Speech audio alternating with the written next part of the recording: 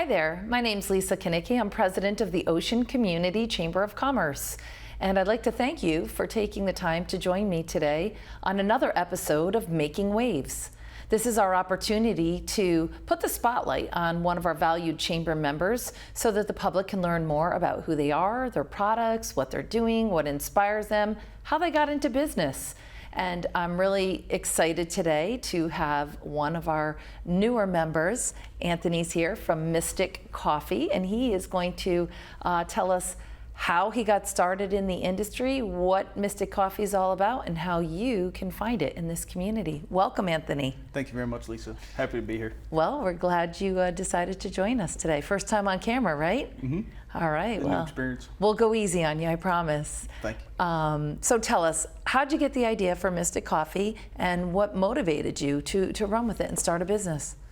It was a lot of things, actually. At 18, I started in the Army, and I loved it. It was the only thing I wanted to do. But once I got married, I realized that, it's not a good long-term family life. So I don't know, I just always wanted to do my own thing. I always lived in such a rigid kind of regime of a lifestyle. Mm-hmm. And I don't know, I just feel like I'm at a point where I could do my own thing, and I want to do my own values and standards. So I thought nothing better than doing business in America. So I thought, what's something I love, and what's something people love and would buy. And I think coffee. I drink all my life, my parents did. And I think a lot of Americans and people around the world enjoy coffee and espresso. But I wanted to do more with it too. It's not just about making money. It's about supporting good causes. So a big thing with Mystic Coffee I want to support is ocean conservation efforts, because the ocean community is historically just the heart, really, is what I consider of the East Coast and our coastline, Connecticut. It's just a storied history. We could go on for and it's gorgeous. Yeah, it's gorgeous. It's so beautiful. And not just the natural aspect, but the animals as well. Coming from being a dog handler too in the Army, I always had a good connection with animals. I just want to support those kind of causes. And as humans, we create and develop more around here. We try to coexist with nature best we can, but still we impede and we damage stuff. So there's a lot of good people out there doing great things to help push that back and then heal damage that has been done. So I like to identify those organizations and then use a portion of the proceeds to support them. That's awesome. Would you say that the discipline and the structure that was embedded in you, your years in the Army, served you well in terms of setting up a business? Because while you have the independence to make your own hours and set your own goals, etc., that regimented discipline that helps you succeed in the military, I would think would transfer really well in terms of being organized and setting your goals and creating all of the different steps that you have to go through from concept to reality. But maybe not. How did that play out for you? It does and it doesn't. Being in the military teaches you discipline and a strong mindset, which is most important. But it does hold you back in certain things, because you're so rigid and organized that you're always working with other people and you're waiting for direction. Mm-hmm. But when you start a business, it's all on you. You're everything. You have to create the direction and direct yourself, and slowly get others and direct them too. And they have different their ideas, civilian opinions. Side. Yeah, Sure. It's a different mindset. It's not like you put two soldiers together, different units. They're gonna kind of click a little easy. But now you have people all different backgrounds, not in the military, and it's great. And everybody's got their own strength that they bring, that I've worked with so far, in and out of the military. So it's always exciting, but it's nervous too, because it's just a difficult landscape. Once you make a decision, it's hard to go back, and it's hard to fix it. Well, you made a good decision. You're off and running. How long's the business been going now? A little over a year. Yeah. The business actually was open, but it didn't launch yet. We really just launched this month, the beginning of this month. And it just took a long time to learn, because there's not a school, for roasting. So I had to get a commercial spot, go through all the licensing with the state, health department, every hoop we jumped through and made it as legit as possible. work with designers, learn equipment, install equipment, learn how to use it, get good at using it. It's just been a long journey, and I didn't want to launch early. I believe, if people are going to be paying for a product, it's got to be very high quality. It's got to be better than its competition, and I think I achieved that now, and that's why I'm excited and I'm ready now to really start launching it. Great. So we see the packaging, it's beautiful, and I see the logo, of course, on your shirt. Did you come up with the logo? Yeah, logos, not super important in the business, but for me, I don't know, I'm so picky. I went back and forth on dozens of ideas with multiple designers, and I kind of just settled on this one. I think it's great. I wanted something simple, I wanted something classic, elegant, and I wanted to combine coffee with something maritime. So I combined the seashell with the coffee bean. I don't know, it's simple, but it kind of achieves both those things. Yeah, and for this area that we live in, and with the word mystic in it, I think it's perfect. I think you checked all the boxes. Yeah. So talk about the coffee itself, the beans, the process. What is so great about this product? Why are you so passionate about it? Well, two things we're always going to do no matter what for our brand is it will always be organic coffee, so there's no pesticides, there's no additives, there's no extra flavoring. It's 100% natural organic coffee, and it's specialty grade. So there's different tiers of coffee. There's very cheap, there's very poor level coffee, and they don't really disclaim it, but to be specialty grade, to have that name, it does have to get graded by a certified grader. So we only do high quality organic coffee, and it just kind of emphasizes with our goal of kind of like exposing nature and helping nature. Just want to be natural for your body too, because most coffee drinkers, you drink coffee every day. So if you're putting it every day, you should be a little aware of what it is and what it has. There's a lot of natural benefits of coffee. When doesn't have its enzymes killed. There's a lot of studies on it. It's a lot of people don't do that because the problem is it's more expensive, and it's a difficult market. To be a specialty coffee, you're saying is more expensive. Yeah, most businesses, especially the larger ones, that once they go public, it's just about profit. But there's enough room where you can make enough for the business to survive and still give your customers a top quality product. And is there a special way to designate, and I haven't looked at the front of these two packages, so excuse me, does it say specialty coffee? To use it, are there like licensing restrictions? You can't use those words unless you've received that designation, and who monitors all that?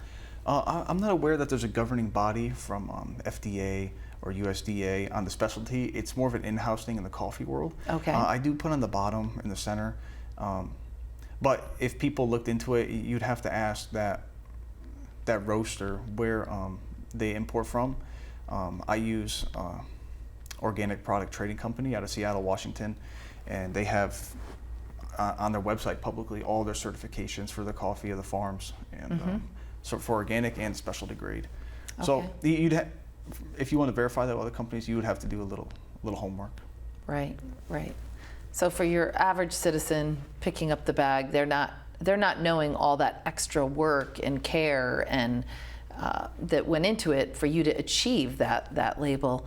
But if they taste it, hopefully that's where they're going to know that it's something that's a different level, a cut above.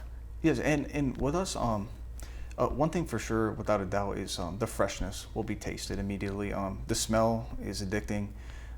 The taste is, the first time you drink it, if you've only drank big brand grocery store coffee, you will notice very quickly the difference with freshness. So everything we roast is fresh. There's nothing that sits. We don't over roast. And that's the problem. Once these companies get too big, to save money, they just do everything at kind of a conveyor belt. The coffee never even sees the light of day. It just goes from a package to a big grinder and roaster and gets packed at the end.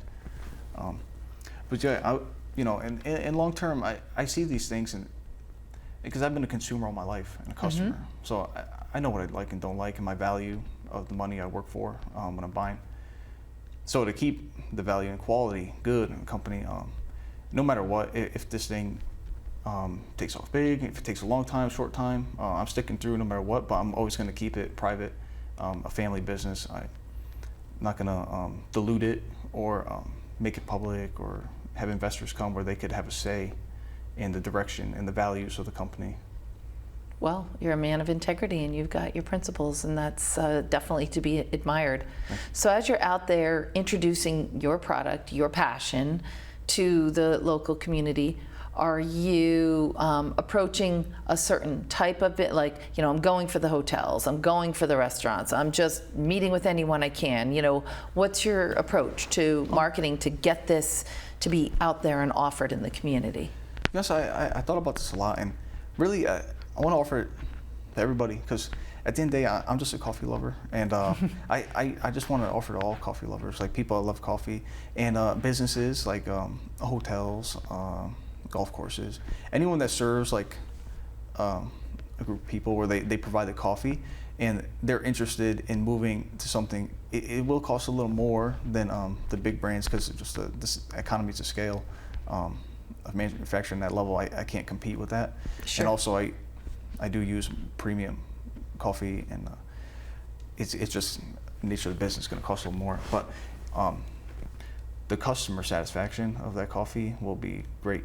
And I think businesses are interested in providing the best customer environment and experience would consider it. And I'd be happy to drop off freshly roasted samples of our entire lineup to any local business that's interested. That's a great offer. Don't miss out on that one. That's a great deal. That's perfect. So you got to bear with me as I ask a question that is a naive question. This is not my wheelhouse. Where are these beans from? Okay, so all around the world. My current lineup, my light roast is from Rwanda, Africa. Okay. Medium roast is from Colombia. Our dark roast is from Sumatra, Indonesia. And our espresso blend, which is amazing, mix it with milk and make cappuccinos. It's perfect. I'm very proud of it. It took me a long time. It's a blend of Sumatra roasted a little darker, and some Robusta from East Timor.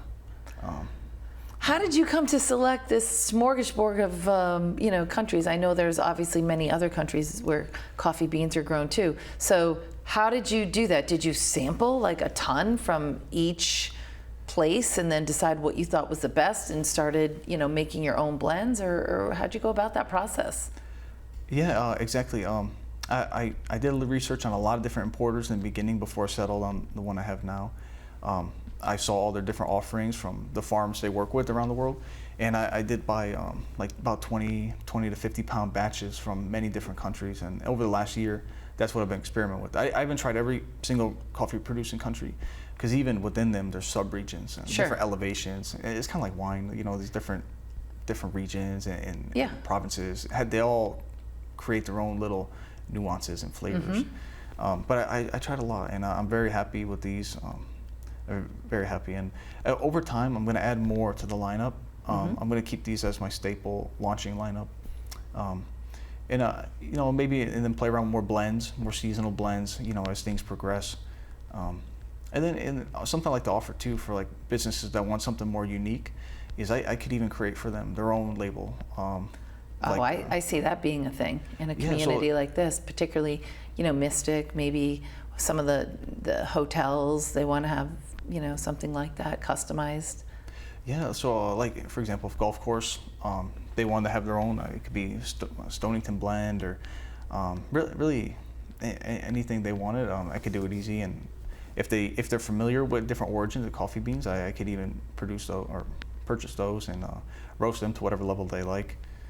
So I'm very excited about the opportunities and really the collaboration with other local businesses. It's like I don't know. It's kind of like a game, You just got to put the right pieces together. So this product and what it could do matches very well with some entities are looking for and haven't even thought of.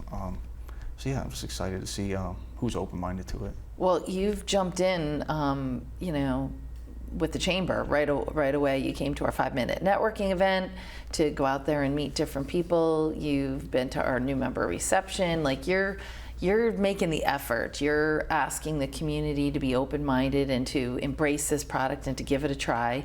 And we're really honored to have you as a member and to be a part of that journey. And it's going to be fun to watch this develop over time. I think too, maybe from the Chamber's perspective, we can offer some opportunities at our special events. We have lots and lots of people come through, whether it's the art show or River Glow or something like that. And, exposure is exposure, right? You want people calling for your product, trying your product. And it might make sense to have a booth that we give you just to have representation there. You never know who's going to be there. I don't know if something like that interests you, if you think that even makes sense, but my wheels are always going to be turning on what can we do to help you and connect you with your end users. No, I'm glad you mentioned that. We have been operating, starting the beginning of the summer, a mobile espresso bar with a tent. Just takes up about a 10 by 10 area. Could be reduced to take up a smaller footprint too, depending on the venue. But we really want people to try the coffee. I don't want to go around with a table and just sell the bag. I want people to taste it and smell it and see it. And then I'll have the bags there too. But it's a very clean, professional mobile espresso bar. It could serve hot, iced, and cold coffee from it as well. And if you look on our Instagram, or anybody interested possibly in having a mobile espresso bar at your event, it's displayed on my Instagram. We did a few events. The last one we did was a Newport Flower Show.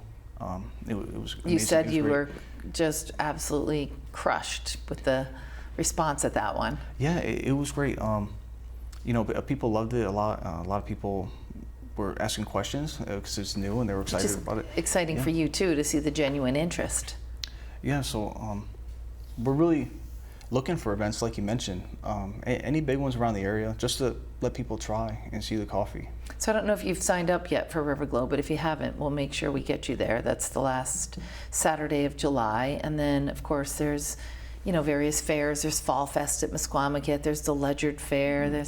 We might have to clone you and your unit. So are you the one there at each of these events that you do interfacing, or do you have a team of some sort helping out? Yeah, I'll always be there. I'm a licensed food safety manager, so I always got to be present, and we'll be holding those standards high. But I like to interact with the customers too, and the event goers that are asking questions. I like to talk to them about the origins of these coffee beans, like what our brand is about, why we do specialty grade, what does that mean, why we do organic, our packaging. I didn't even mention that we only use biodegradable and compostable packaging, so it can never become a part of long-term pollution. Oh, wow. It should dissolve on its own. It's a little more pricey because not a lot of manufacturers make it, but it's something I want our brand to be known for. And so again, I'm just asking, as a consumer, if I had this bag, does it say it somewhere on there so Yes. people understand that you're a socially conscious company that's taking those steps to preserve the environment? Good for you. Yes. That's great. The only caveat is because there's no plastic liner. That's another thing too. Is I like to limit as much as possible any microplastics from getting into food or drink that people are going to be consuming. There's no plastic liner. It's all plant-based. But with that, it makes it weaker. It's not as strong. It's like a solid plastic. So they don't make a 5-pound bag in it right now. So for more wholesale ventures that need those bigger quantities, I do have to go with a traditional craft bag with the plastic liner, which is not biodegradable. But I am currently still going through the many vendors out there of bags to find one that will do a 5-pound bag in the compostable material. I'm sure it's coming. If not, you might have to expand and go in that direction. Start making your own bags too. I know. Well, I got to clone myself again. But with the mobile cart team, yeah, I am looking for part-time baristas. Good. I'd like to hire someone local, looking to make some money. Someone that's already experienced barista and knows how to use a manual, semi-automatic espresso machine. If familiar with that, and someone motivated to make money on the weekend, and also just support a good cause, because a portion of our proceeds go towards ocean conservation efforts. So it could be someone that already has a great job and they just like interfacing with people and they want to be a part of a small business success story, or they just love coffee. But that sounds great. Yeah, I paid $20 an hour too. So if any kids out there looking to make some money, like making coffee, and it's only these events range in time, but usually they're like 4 to 8 hours. Sure. So not a huge thing. I like to limit it just one a weekend at the most, because I do need a day to reset, clean everything, roast more coffee, package, and yeah, just go through the business operations. Are you getting any sleep? You're all in on this. This is a big undertaking, this project. Yeah, a lot of 1 a.m., 2 a.m. mornings. Yeah, roasting. That's what it takes. And your family's behind it as well. Yeah, my wife, parents, very supportive, friends too. It's wonderful. I'm very lucky, really. That's key, to help you recharge your personal batteries. Because as a small business owner, you're making lots of decisions yourself every single day, and you feel that pressure that you put on yourself, but you also don't want to disappoint your family or anyone else. You've got your goals and your money invested in this. So it's always wonderful when we hear that the family members are completely behind it and are there to help in any way that they can. Yeah, it's great. I just want to do more. I like to incorporate them more. Like if the company gets large enough to sustain a payroll, because really it's just part-time employees for now helping, and me and my wife doing everything. I like to bring more family in, and just have them be full-time part of the company. I think it's a great vision. Long-term vision for the company, in under 2 years, I'd love to get a roastery that's also a cafe where customers could come in, enjoy a cup of coffee, and watch behind the scenes. Like, I don't know if it would be multi-level or glass wall. They could see the whole operation of roasting, beans coming in and being put through the roaster and being sorted. People would love that. Yeah. That's neat. I mean, Hauser Chocolates in Westerly has that, a little production plant, and then it's a self-guided tour, and you look over the plant and you can see it all being made, and then you go to their shop and you can try it and experience it. So yeah, we got to start looking for something like that as part of your two-year, you said long range, that's not that long. I know. Let's buy some coffee, people, so Anthony can make that happen. That would be amazing. Yeah, I know with timelines, I always try to put a crazy short timeline, just to put more pressure on myself, because I believe with anything, not just business, but if you kind of set things back, you're more likely to just prolong it, and I just want to tackle it. Like, I want to tackle all these things at once, and it's just hard to do in the beginning by yourself. Of course. You're spinning a lot of plates. Yeah, like I'm trying to vet more organizations that are doing stuff all around the country, even ones in Australia. Wow. Find like other countries that are overfishing certain areas where they shouldn't be. Ones in Alaska, we just got them GoPro cameras and the whole kits and stuff. Oh wow. Yeah, they have a similar program to Mystic Aquarium's animal rescue program, where there's a lot of seals up there that are getting injured and hurt, and they nurture them back with their facility and then release them again. There's so many great things going on. We're blessed with a lot of coastline in the U.S. So yes. As it grows, I like to not just support this area, but all the coast really. But we want to start with Mystic and then New England. So but we'll take it step by step and see. But the most important thing for me is making sure a customer knows that 100% when they buy this, that their money is actually going to an organization that is actively making a difference. There's too many companies out there today. They claim they do this, they claim they do that. And even if they donate, maybe they're blindly donating to an organization that they're not even doing anything. 99 cents on the dollar is going towards marketing. So I don't know. I don't feel good about it if it's not legit and it's not active. Well, as time goes by, I know you and I have talked offline about developing a more sophisticated website, maybe reporting out on some of the good things that you've done with some of the % of profits, so that people see, wow, last year in his first year of business, he donated X and it went to these 3 organizations, or it went and supported these 3 programs.